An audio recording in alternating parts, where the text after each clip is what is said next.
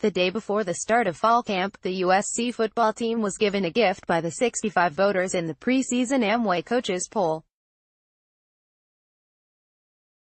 The Trojans have spent the offseason fuming over the way their season ended with a 24-7 beatdown against Ohio State in the Cotton Bowl.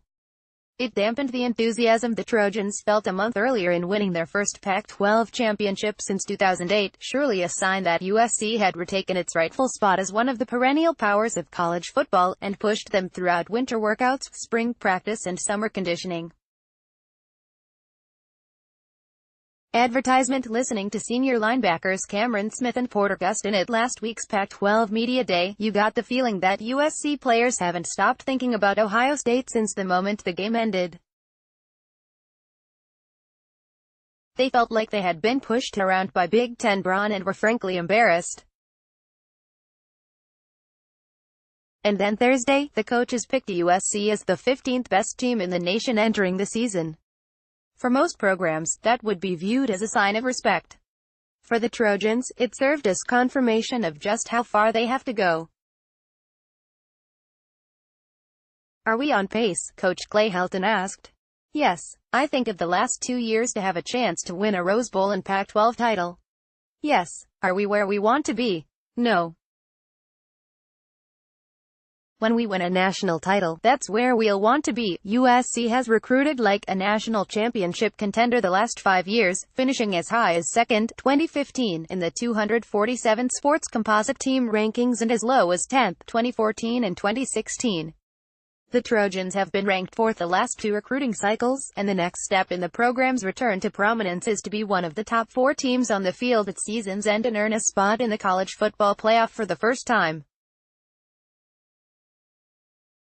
The work begins today at USC's Howard Jones Field. Here are the most pressing questions facing the Trojans heading into fall camp. Is JT Daniels ready? USC. Will JT Daniels be USC football's savior? By J. Brady McCullough. June 11, 2018, 3 a.m. In the last year, Daniels led Santa Ana Mater Dei to an undefeated season and national champion designation by USA Today, decided to reclassify to the 2018 recruiting class, finished 2 semesters worth of senior-level classes in 1 semester and moved on to campus at USC to begin the summer session and participate in player-run practices. He also was named the Gatorade National Male Athlete of the Year in July. Enough to make even the most accomplished person look back on his or her high school days and question whether they could have done more. And yet, the challenge Daniels will face during the coming months may be even more to ask of the 18-year-old, win the starting quarterback job at USC. March. The team through a September slate that includes trips to Stanford, Texas and Arizona led the Trojans back to where their legion of fans feel they belong, the top. "I've told all the quarterbacks what it takes to be the quarterback here," Helton said. "You represent USC. You're in the second largest media market in the country. So how you represent yourself on and off the field is imperative, how you are the example of what a Trojan is. For us, we're going to put those kids in some tough situations in training camp. More live situations than just throwing the ball in the air in 7-on-7s. They're going to have Porter Gustin breathing down their necks to see how they function, how they operate and how the ball moves." Redshirt sophomore Matt Fink and redshirt freshman Jack Sears are not going to make it easy for Daniels. They're more experienced with USC's playbook and better able to make big gains with their legs. Can Stephen Carr reach his potential? Advertisement. Carr has been waiting to be the man in USC's backfield for what must seem like an eternity.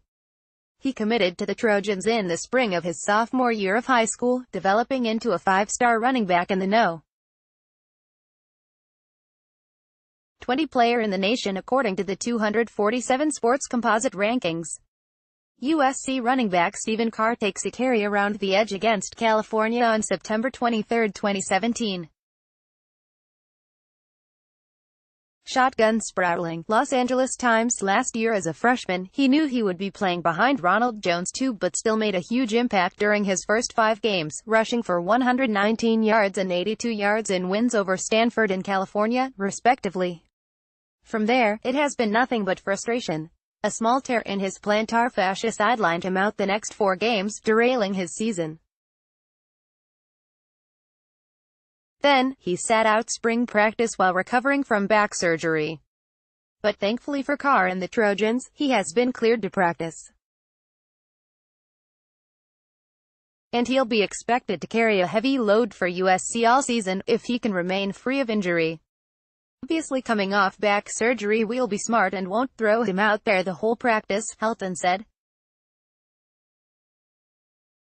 I've had the chance to watch him run, had the chance to watch him change direction. I have asked, do you have any pain? And he feels great right now. But obviously he has not been hit yet. We'll slow pace that to see where he's at, and hopefully by game 1 he's ready to go. Has the offensive line improved? Last season, USC gave up 30 sacks, which put the Trojans at 71st in the nation. Against Ohio State, USC gave up 8 sacks. Season Sam Darnold at quarterback. USC was able to get away with shoddy offensive line play most games, but this season will be different with a quarterback making his first starts in college football. Luckily for the Trojans, they returned 3 seniors on the line in Toa Lobendon, Chris Brown and Chuma Edoga, who worked all off-season to improve the unit's performance. Lobendon is expected to move back to center, his most natural position. Who will replace Rasheem Green and Uchenna and WOSU? Column. It's another race for USC's Clay Helton to stay ahead of the critics by Bill Plaschke. August 2, 2018, 8:30 p.m. USC will need to find dominant pass rushers to replace Green and NWOSU, who combined for 19.5 sacks last season. Christian Rector emerged in 2017 with 7.5 sacks playing for the injured Gustin before he was sidelined because of a hand injury. This season, Gustin and Rector will be expected to make life difficult for opposing quarterbacks, but to do that they need to stay on the field. Which true freshmen will contribute? USC's true freshmen will all have a chance to work their way up the depth chart in the coming weeks. One rookie who could make an immediate impact is 5-star wide receiver Amon-Ra St.